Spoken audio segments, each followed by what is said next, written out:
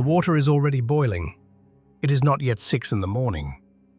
In a kitchen above a narrow street, a small copper pot with a long handle sits over a low flame. The coffee beside it has been ground almost to dust. It does not go in yet.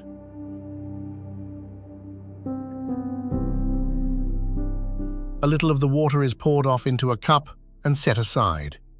Only then does the coffee go in. The pot goes back to the heat. A dark foam climbs the sides, and the hand on the handle knows to lift it away before it spills.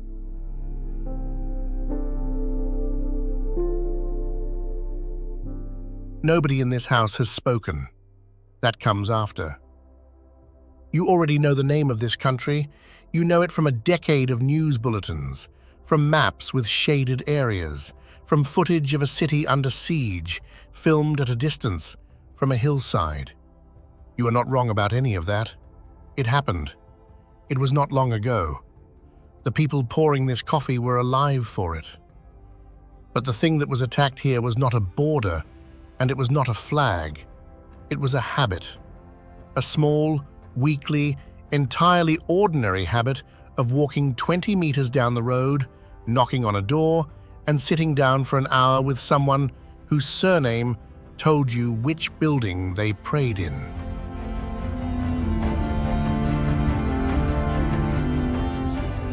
That habit is still running. It ran yesterday.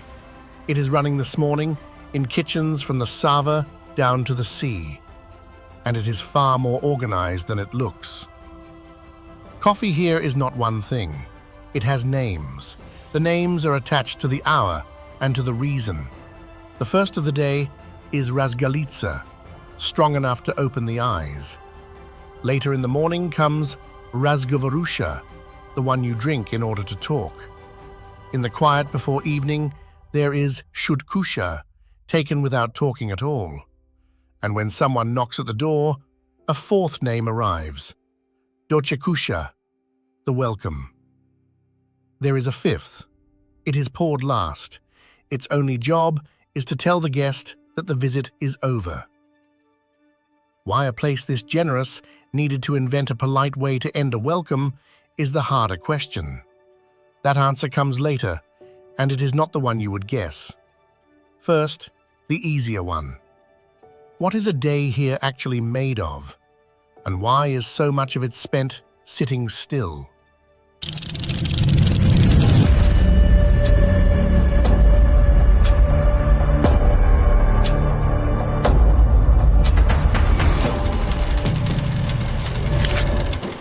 The answer starts about 400 meters from that kitchen, on a street where the shutters go up at 8. Bashchashia is the old market quarter of Sarajevo, and at this hour, it is mostly sound. Metal rolling, a broom, water in the stone fountain at the center of the square, where pigeons take up the whole of it. The fountain is called the Sibyl. In its first form, there was a man inside it whose job was to hand fresh water to anyone who arrived, which is the oldest version of the rule this entire country still runs on. You are given something before you ask. The shops here are small. Many of them are one room deep. That is not a design decision. It is a 500-year-old zoning plan that never went away. Each trade got its own lane. The coppersmiths in one, the saddlers in another, the gold in a third. Walk 200 meters and the noise changes trade 3 times. If you go into any of them, you say something first. Dobar dan, good day. It costs nothing and it is not optional. Walking into a shop here in silence, taking what you came for and leaving, reads the way barging past someone in a doorway reads at home. Not criminal, just a small statement that you did not think they were there.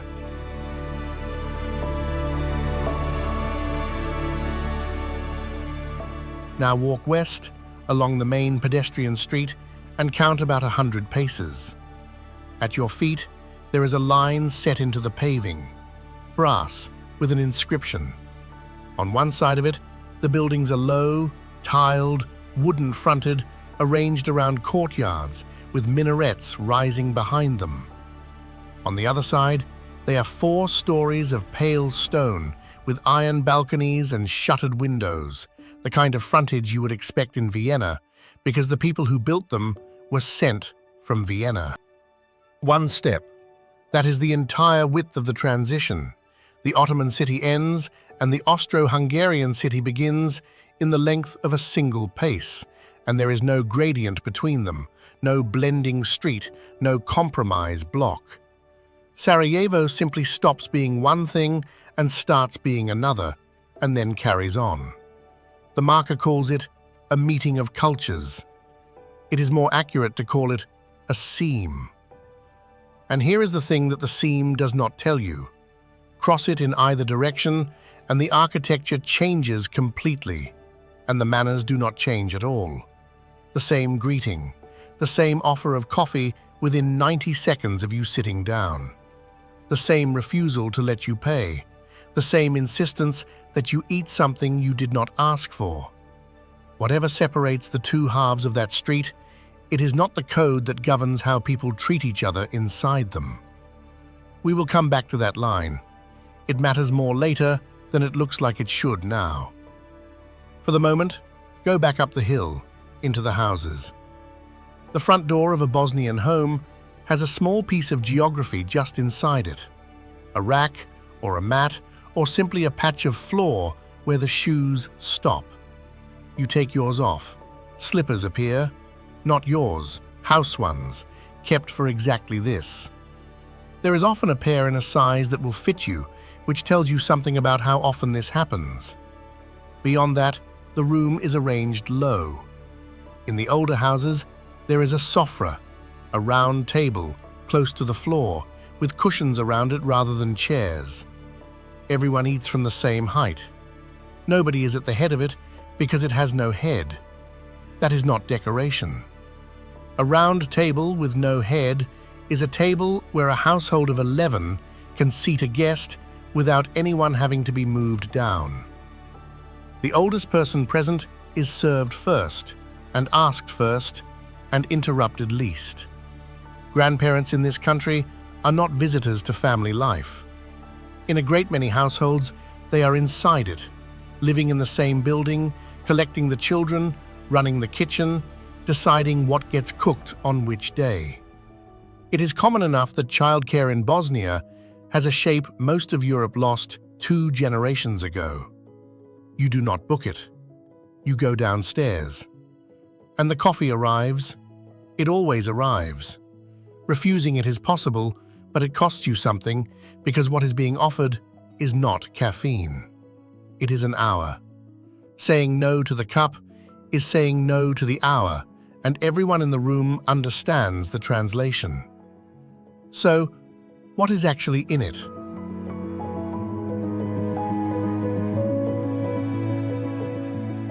Go back down to the market and find the lane that smells of hot metal. Kazanjiluk is the coppersmith street, and the hammering starts early. The men working here are making trays, sugar bowls, water jugs, and one object above all, the jezva. Wide at the base, narrow at the neck, with a lip drawn out into a spout and a long handle set high on the body. Every part of that shape is doing a job. Wide base, so it takes heat fast across a broad area. Narrow neck, so the foam has to rise through a tightening column and thickens as it goes. High handle, so the hand is nowhere near the heat when the foam comes up in the 2 seconds you have to catch it. Long spout, so the grounds stay in the pot when the liquid leaves it. It is a piece of engineering with a 500-year test period, and it is still being hammered out by hand, about a kilometer from where the first one was. It is 1531. A governor of the province signs an endowment, a legal instrument that ties a set of buildings to a public purpose forever. Shops, a covered market, a bathhouse, a school. The rents from the shops pay for the school, and the arrangement is designed never to be dissolved.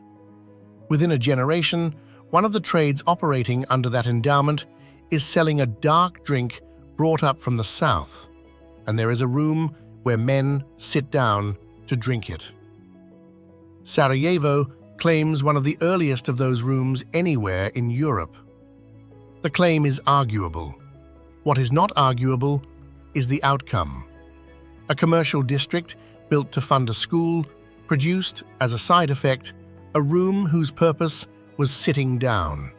And 4.5 centuries later, this country still has the highest concentration of that behavior in the Balkans.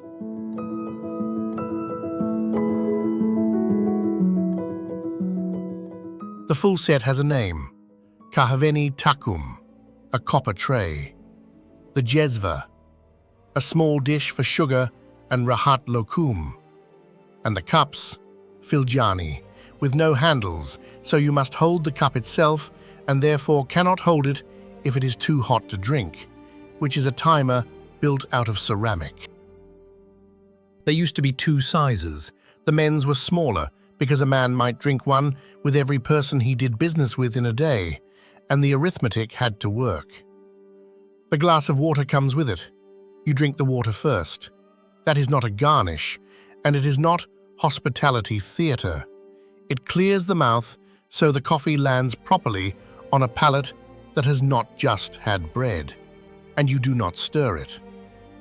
Sugar is not dissolved into the cup. The cube is set in the foam and the coffee poured over it, or held in the teeth and drunk through. Stirring wrecks the foam, and the foam is the part that gets judged. Somebody made that coffee. Somebody's hand pulled the pot off the flame at the right second. In a house where the same person makes it every morning for 40 years, the foam is a signature. There are only a couple of places left in Sarajevo that still roast the beans themselves. The industry moved. The grinding moved. What did not move is the hour. By 11, the second coffee has been drunk, and the pots on the other side of the market are ready. An ashchenitsa is not a restaurant. It is a room with a counter, and behind the counter, a line of large, shallow pans that have been on since 6. There is often no menu. There is frequently no English. What there is a hand. You point.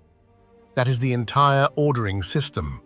You look along the pans, you point at 2 or 3, and a plate is built in front of you from whatever you indicated. Stuffed onions, stuffed cabbage, veal in its own juices, spinach in a pale sauce, a ladle of something with beans. Bread arrives whether you asked or not, and the bread is the cutlery. The food that comes out of these pans is the food that comes out of houses, which is why the tourist idea of Bosnian cooking, a plate of grilled meat and raw onion, is only about 1/5 true. In the pans, there are far more vegetables than meat. Beans, cabbage, peppers, potato, okra. Very little is spiced. Almost everything has been cooked in its own liquid for 4 hours, because the flavor is meant to come out of the ingredient rather than be added to it. Gra is beans, onion, carrot, pepper, and sometimes a piece of beef that has been in there long enough to fall apart. It comes in a clay bowl. Begova chorba is chicken and okra and root vegetables, thickened at the end with yogurt and egg yolk, off the heat so it does not split. Bosanski lonach is meat and vegetables in layers in a tall pot, sealed and left for hours. A dish invented by people working underground who needed something that could be started before the shift and eaten after it. A plate here costs 3 or 4 euros. That number matters, and it will matter more in about 40 minutes. Nothing on that counter is quick. Almost every dish in this country is a slow dish, and there is a reason that is not sentimental. A pot that cooks for 4 hours is a pot that does not need watching for 4 hours. It frees the person who set it going. It lets them go out. And going out is the point. By the time the pans are down to their last ladles, The visiting has already started in the houses above the street.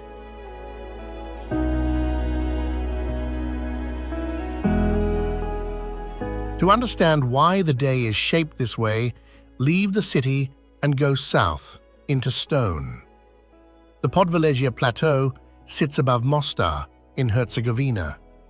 It is a shelf of pale rock with thin soil in the cracks of it, and the problem here has never been land. It has been water. The rock is karst. Rain falls, and the rock swallows it, and the surface stays dry through the months when the grazing is needed most. For centuries, the families on this plateau solved that in the only way it can be solved. They left. Not permanently, seasonally. Every summer, they took their flocks and walked them north, up onto a mountain where the meadows held their water, and every autumn, they walked them back down. That is a working answer to a hard problem, and it produced something nobody planned. On the mountain, at the far end of the walk, the summer camps stopped being camps. We will come back to the road up there. For 6 months of the year, it decides who lives. First, the summer.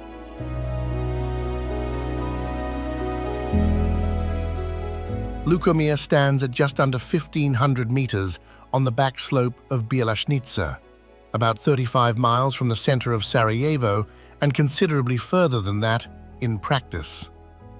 It is the highest inhabited village in Bosnia and Herzegovina.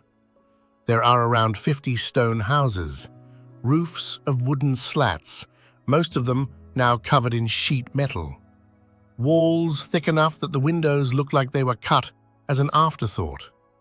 Scattered among the houses and out along the ridge are slabs of carved limestone, stečci, the medieval grave markers of this region, cut in the 14th and 15th centuries and left where they were put.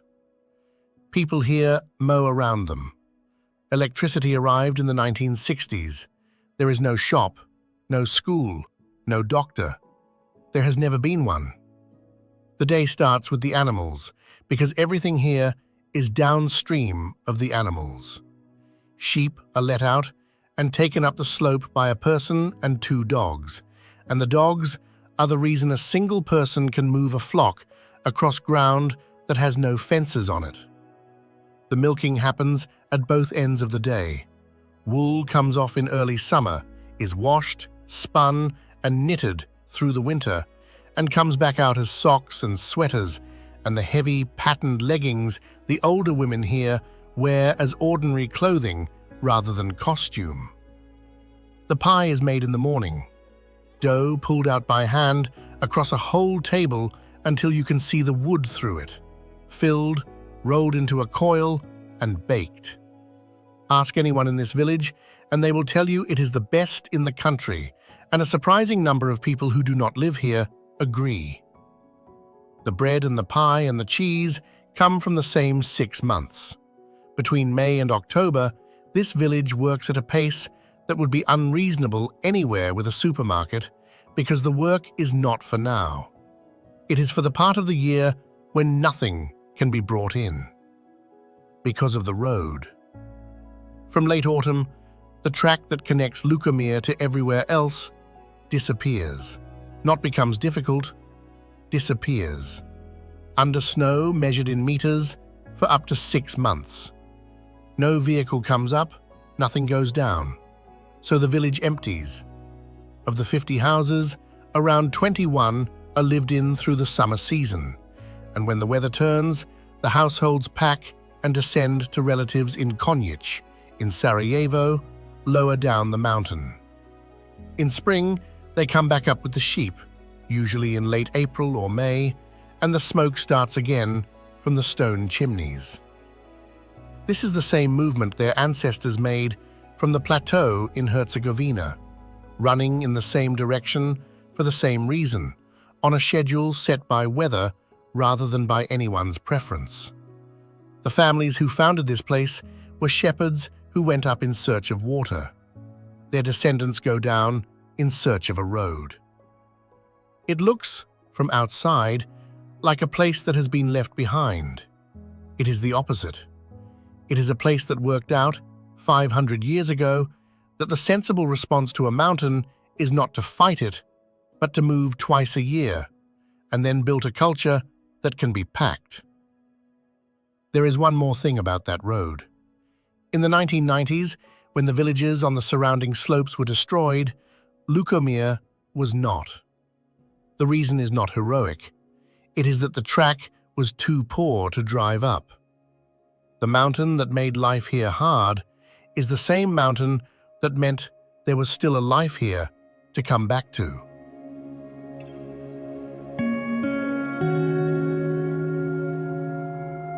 Down in the valleys, the same instinct takes a different form, and it happens in October.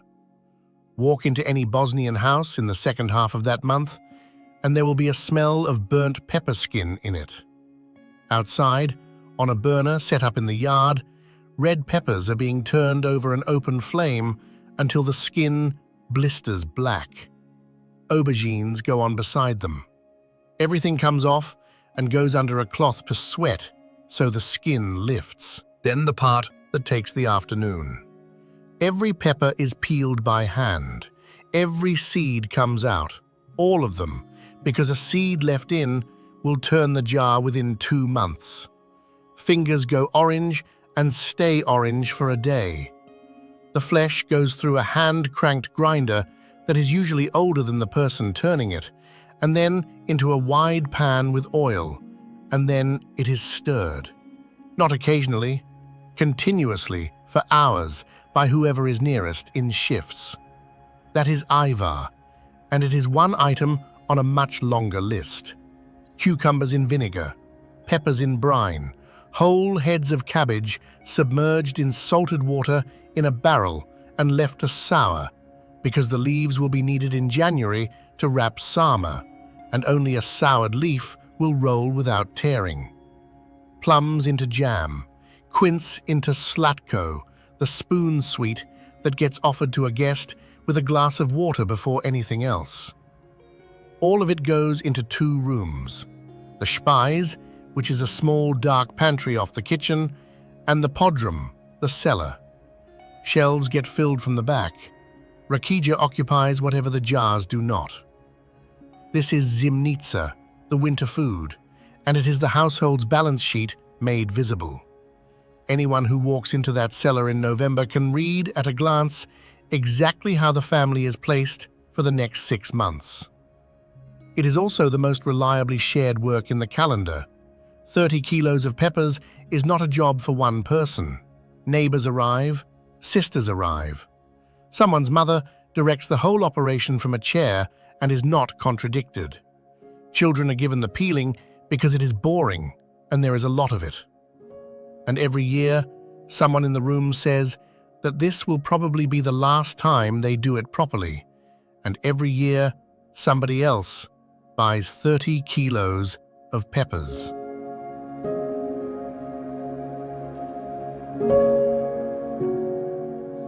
Follow the Neretva south from the mountains, and the country changes temperature. Mostar sits in a gorge where the river runs green and very cold, because it is fed from springs inside the karst, rather than from anything that has spent time in the sun. In the middle of the old town, a single stone arch crosses it. No supports in the water, just the arch and a slight camber, and stone worn smooth enough by feet that the walkway has ribs cut across it, so people do not slide. It was finished in 1566. The architect's name was Mimar Hayruddin. The drop from the parapet to the river is 24 meters. Every day through the summer, men climb over the railing and jump off it. This is not a stunt invented for visitors, although visitors now pay for it.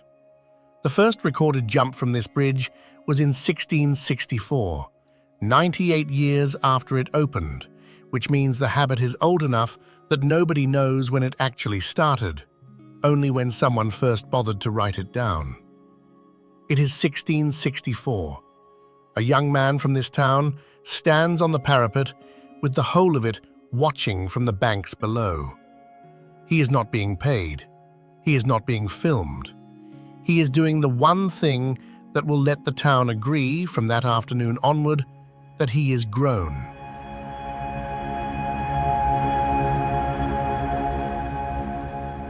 The technique has a name. Luster, the swallow. You go feet first, body locked straight, arms tight to the sides, and you enter the water in as narrow a column as you can make of yourself. It looks less dramatic than a dive, and it is the only version that is survivable at that height. The water below is between 12 and 17 degrees even in August. The current is strong. Getting it wrong breaks bones and has killed people who are not trained. The training is real, and it happens in a small tower on the bank beside the bridge. Between 5 and 15 men work out of it year-round. They learn the form on dry land first, then off a platform 10 meters up, then off a higher one, and only then off the bridge itself, and the progression can take years. They are taught the river as much as the jump, where the safe entry window sits, how the current moves that week, how to bring somebody out. Before a jump, they will stand on the rail and take their time and collect from the crowd. 20, 30, 40 euros. And then, with no announcement, they go. Nobody in Mostar marries on the strength of a jump anymore. So why do they still do it exactly the way their great-grandfathers did, in a technique nobody has improved on, for a town that has already decided they are adults? That answer comes later. It is not about the water. Downstream, the valley opens, and the heat sets the timetable. This is Herzegovina, and it is a different country to look at. Bare limestone, vineyards, fig trees, stone villages, the color of the ground they stand on. Hochitel climbs one bank of the river in tears, a fortified town built up a slope with a tower at the top and pomegranates growing in the yards below it. The day here inverts in summer. Work starts very early. Between roughly 1 and 5 in the afternoon, the streets clear and stay cleared, because 38 degrees on white rock is not a temperature you negotiate with. Everything social, the visiting, the talking, the long sitting, moves to after 8 in the evening and runs late. The consequence is a valley whose vegetables ripen with a concentration that the cooler north cannot match, which is why the peppers being burnt in yards all over the country in October largely come from down here. The heat that empties the streets at 2 o'clock is the same heat that fills the cellars in November. One thing an outsider will get wrong here, and it is worth saying plainly. This is Herzegovina. Telling someone in Pochitel or Trebinje how much you are enjoying Bosnia is not offensive, but it is noticed in the way that calling Wales a nice part of England is noticed. The country has 2 names for a reason, and only one of them belongs to this valley. Now go the other way, north, 4 hours, to the other side of the country. Banja Luka sits on the Vrbas in the northern plain, and it does not look anything like Sarajevo. There are no minarets crowding the skyline of the center. The streets are wide, laid out on a plan, with an Orthodox cathedral at the middle of them, and a long park along the river. It is the seat of the other half of the country's political arrangement, and it is where a very large number of the people the news taught you to think of as the other side actually live and work. Order a coffee here.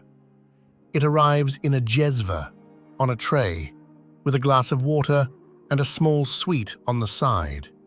The person who brought it will not hurry you, and if you try to leave after 20 minutes, they will assume something has gone wrong. The word for it may be different. Kava in one house, kafa in another, kava in a third.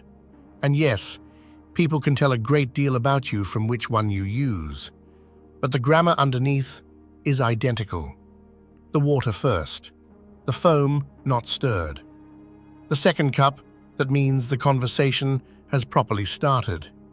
The refusal to let a guest pay on either side of anything. This is what that brass line in Sarajevo does not tell you.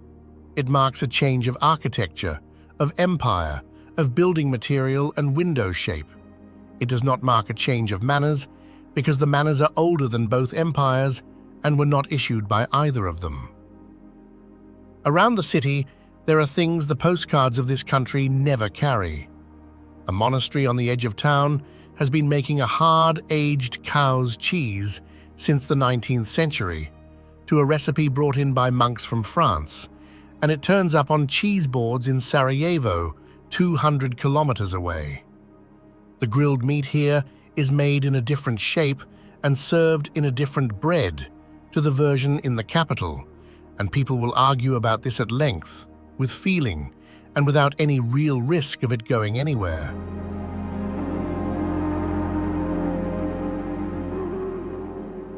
Between the two cities sits the middle of the country, and the middle is where the food actually comes from. Travnik makes a white sheep's cheese kept in brine, sold by weight out of buckets. Livno, on the high cast to the west, makes a hard yellow one aged for months and keeps a population of horses on the plateau above it that nobody owns and nobody feeds. Visoko cures beef. Jaidze has a waterfall in the middle of the town, and just outside it, a cluster of small wooden watermills standing in the shallows of the river, which for centuries ground the maize that becomes pura, a cornmeal porridge eaten for breakfast with butter or cheese or yesterday's potatoes, and the reason a great many people in this country grew up without ever eating bread before noon. Blagai has a dervish lodge built against a cliff, at the point where a river comes straight out of the rock at full volume. Tuzla has salt lakes in the middle of a working industrial town, filled from the brine under it, with sand imported and lifeguards on duty. Bihać has the Una, which is the color of a swimming pool and runs through the center of everything anyone does there in summer. Konjic carves wood, walnut by hand, in patterns that take a year for a single piece of furniture. Stolac has a field of stetsky with a road running past it and a farmer who cuts the grass between them. And at Neum, on a short strip wedged between two stretches of Croatia, the country has its entire coastline, about 20 kilometers of it. One road, a bay, a line of apartment blocks up the slope behind it. It is the only salt water a great many people here grow up with, and every July the town holds far more of the country than it was ever built for, in flats rented out by families who spend the other 11 months in Sarajevo. And in most of these places, if you stand in the main street on a weekday morning, you will notice something before you can name it. The average age of the people walking past you is too high. Two things did that. One of them you already know about. Between 1992 and 1995, this country was taken apart. Sarajevo was held under siege for nearly 4 years, the longest siege of a capital city in modern warfare, and shelled and shot at from the hills that people used to walk up on Sundays. Mostar's bridge, which had stood for 427 years, was shelled until it fell into the river in November 1993. At Srebrenica, in July 1995, more than 8,000 Bosniak men and boys were separated out and killed. Courts have ruled it genocide. That is the correct word for it, and there is no other one. Around 100,000 people died. More than 2 million were driven from their homes in a country that had 4.5 million in it. And the specific character of that violence, the thing that made it different from a war between armies, was that a great deal of it was done by people who knew the names of the people they were doing it to. Not invaders, neighbors, the men who had sat at the same tables. That is why komşuluk is not a soft word in this country. Komşuluk means the neighborhood and the obligations inside it, and for 4 years it was the exact thing being destroyed, house by house, on purpose, by design, from above. Political projects need people to stop visiting each other. It is the first requirement. So when someone here pours a second cup for a guest, they are not performing an old custom for your benefit. They are doing the thing that a coordinated effort, using artillery, spent 4 years trying to make impossible. The bridge in Mostar was rebuilt. They dragged the original stones up out of the riverbed and used what could be used, cut the rest from the same quarry, and opened it again in July 2004. It is not the same bridge. It is in the same place, in the same shape, made largely of the same rock, and the young men jump off it again. Draw whatever conclusion you like from that. The town has not agreed on one either. Which brings us to what an ordinary week looks like now. The visiting is scheduled, although nobody would use that word. In most neighborhoods it runs weekly, and it runs along fixed lines. Women visit women in houses, often carrying the whole household's greetings with them. You are not being called on by an individual, you are being called on by a family, and you are expected to send one back. Men do the same thing in public, at a table in a kafana, over the same coffee, for the same length of time. The kafana is not a bar. Alcohol may or may not be involved. What is involved is a table, an ashtray, 3 or 4 hours, and a rotating cast. People arrive, sit down, are absorbed into whatever is being discussed, and leave, and the table continues without them. And it is a record. That is the part outsiders miss entirely. If you visit every week, and then 1 week you do not, your absence is not neutral. It is information. The neighbor will assume something has happened, that they said something, that you heard something, that there is a grievance being expressed. Missing 2 weeks without an explanation is a statement, and someone will come and find out what it means. Which makes this whole arrangement, underneath the warmth, a monitoring system. A household that gets visited weekly is a household somebody would notice was in trouble within 7 days.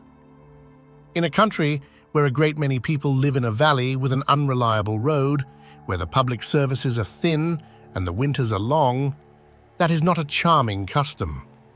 It is the safety net, and it is made entirely of people turning up. It is also why refusing the coffee lands the way it does.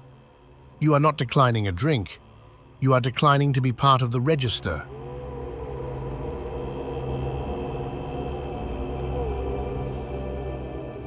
Now go to a village in the middle of the country, an hour or so from the town of Donji Vakuf, and stand in the lane.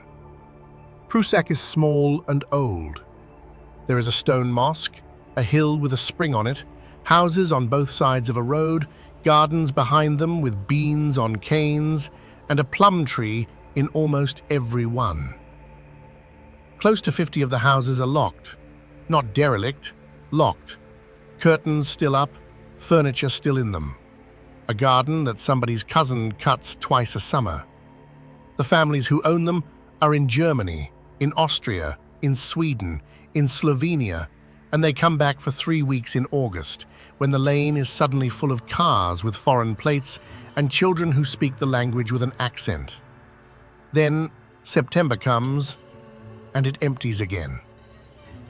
This is the second thing that raised the average age. Since 2010, something in the order of 400,000 people have left this country. The population was around 4.5 million before the war and is now a little over 3. Roughly 1 in 6 people here is over 65, and only about 1 in 8 is under 15. The birth rate is among the lowest in the world. If nothing changes, the projection has this country under 1.6 million people by 2070, less than half of what is here now. with more than 4 in 10 of them past retirement. Nearly half of everyone aged 18 to 29 says they have thought about leaving. Around 23,000 of them have taken concrete steps and expect to go within the year. When asked why, they do not mostly say wages. They say the institutions do not work and cannot be trusted to. And the arithmetic is not subtle. The average take-home wage in this country is around 1,600 marks a month. Call it 830 euros. A one-bedroom flat in central Sarajevo runs between 250 and 380. Heating a flat through a Bosnian winter can add 80 to 150 on top. Food for one person, buying carefully, is another 150 to 200, which leaves a number that is technically positive and is not enough to start anything with. Not a deposit, not a wedding, not a second child. Youth unemployment sits near 28%, and a job in Munich pays 4 times the same job here. It is worth being clear about what is being described. Nobody in this story is being driven out. There is no siege. There is a spreadsheet, and it says the same thing to a 24-year-old in Prusak that it says to a 24-year-old in Tuzla, and they read it and they go. The houses are locked. The habit of visiting them is not. Which is the answer to the bridge. The men who jump in Mostar are not proving they can survive 24 meters. Plenty of things prove that. They are doing the only thing that has ever counted here, which is doing it where the town can see. 400 years ago, the elders stood on the bank and confirmed it. That was the mechanism, not the fall, not the water, not the technique, the confirmation. A young man became an adult in this town at the moment a sufficient number of people agreed out loud that they had watched him do something difficult. That is the same instrument as the weekly visit. It is the same instrument as the missed week that everyone notices. This is a culture that keeps its records in other people's eyes, and it always has, because for most of its history, there was no other kind of record that could be relied on. And a society that runs on being watched has a problem that a society of strangers never has to solve.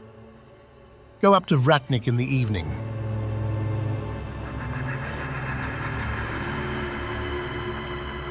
This is the old walled quarter on the slope above the eastern end of the city, and near the top of it there is a low fortress of pale, faintly yellow stone. 5 bastions once held this wall together. This one is called the Yellow Bastion. Its northern face drops nearly 28 meters, and from the parapet, the whole of Sarajevo lies below in a single long trough. Minarets and church towers and tower blocks and the river, with the hills closing it at both ends. In the month of Ramadan, about 20 minutes before sunset, a man comes up here to work. He checks the barrel of a small cannon. He checks the charge, the fuse, the igniter. Then he stops and looks at his watch, and there is nothing left to do but wait for a number. Below him, several thousand people are sitting down. Plates are on tables. Dates and water are within reach. Nobody has eaten since before dawn, and nobody touches anything. Then, the cannon fires. The sound goes down into the valley and comes back off the far slope. Lights come on along the minarets across the whole city. The call to prayer starts from one of them, and then from another, until the sound is coming from every direction at once, and the valley is holding it. And everybody eats. The tradition is more than a century old here. It was banned under Yugoslavia, and it came back in the 1990s, and it now functions for the entire city rather than for the people fasting. Ask someone in Sarajevo who has not fasted a day in their life what time it is during Ramadan, and a fair number of them will tell you by the gun. Now walk down into the houses under that fortress because somebody is knocking on a door. Shoes come off, slippers appear. Within 90 seconds of anyone sitting down, a tray comes in. The copper tray, the jezva, the small dish of sugar and lokum, the handleless cups, the glass of water.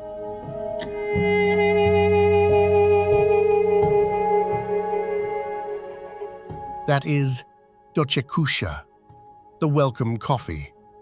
Its job is to make the visit official. It gets drunk slowly because there is no other speed. The water first, the foam undisturbed. Somebody says something about the weather or the road or a relative's operation, and the room settles. Then, at some point that nobody announces, the pot goes back to the kitchen and comes out again. The second is razgovorusha, the talking coffee. This is the one the visit was actually for, and everything before it was preparation. Now the real conversation starts. The business, the disagreement, the news that could not be said on a phone, the question about the sun in Austria. This cup can last 2 hours. In the older pattern, it could last considerably longer than that because nobody has anywhere to be, and the pot in the kitchen has been on since 4. And then, eventually, a third comes out. It arrives on the same tray, made in the same pot, by the same hands, with the same care given to the foam. Nothing about it is different, and nothing is said. But it has a name, and the name is not gentle. Siktarusha. It comes from a word that means, more or less, get out. Some households use the older term instead, kanjia, which is a whip. It means the visit is over. Drink it and go. Now look at what that object actually is. Hospitality in this country has no built-in end. A host cannot ask a guest to leave. The entire code forbids it, and the code is not negotiable. And a guest cannot leave on their own initiative without implying that something in the house was not good enough to stay for. Both sides are locked. The welcome, offered without limit, becomes a room that nobody can get out of. So a society that could not say the words built an object to say them instead. The third coffee removes the host from the transaction. Nobody is being asked to leave. Nobody is being rejected. A cup has appeared, and the cup carries the message, and both people can act on it while remaining at every moment entirely polite. The guest finishes it, stands, thanks the house, and goes, released rather than dismissed. And because that release exists, the visit can be offered again next week. That is the job it does. Not an insult wearing good manners. The opposite.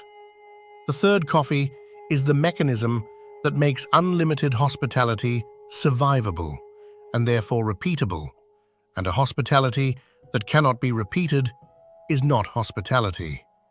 It is a single, grand gesture made once by people who will then avoid each other. The rudest sounding word in the whole ritual is the thing protecting the kindest habit in the country. It is the pressure valve on the entire arrangement. Take it out, and the visiting stops within a generation because nobody will risk an afternoon they cannot get out of. Nothing here is random.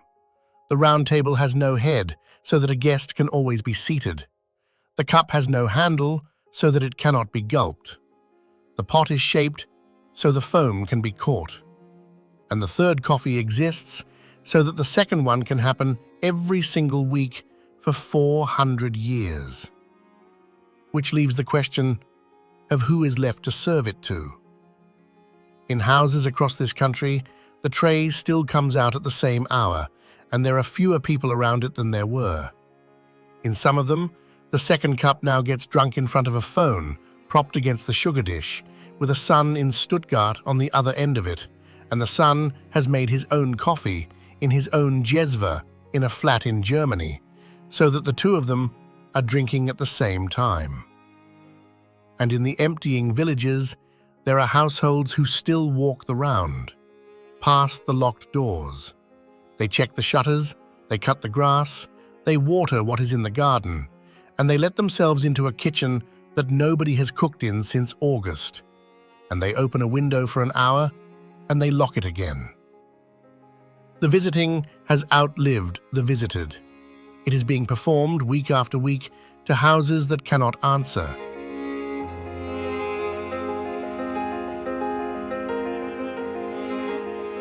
There is one last thing, and it happens at the door. The guest steps out into the street, and the host does not go back inside. They stand in the doorway, in whatever the weather is doing, and they watch. The guest walks to the end of the lane, or to the car, or to the corner, and only when they are properly gone does the door close. Closing it immediately is the worst thing you can do to somebody in this country without raising your voice. It says the house was waiting. It says the welcome had a clock on it. Anybody who has ever heard a door shut behind them too fast in Bosnia knows exactly what was meant by it, and they do not come back. So the last act of the evening is a person standing alone in a cold doorway, doing nothing at all for 30 seconds, so that somebody walking away can feel it on their back. That is the whole country in one gesture, a place that was told by artillery for 4 years that its neighbors were the enemy, and that has kept, as its final courtesy of the day, the act of watching a neighbor all the way home. Nobody knows how many of those doorways will be occupied in 20 years. The numbers say fewer. The people in them say the same thing every autumn, over 30 kilos of peppers, about this being the last year they do it properly.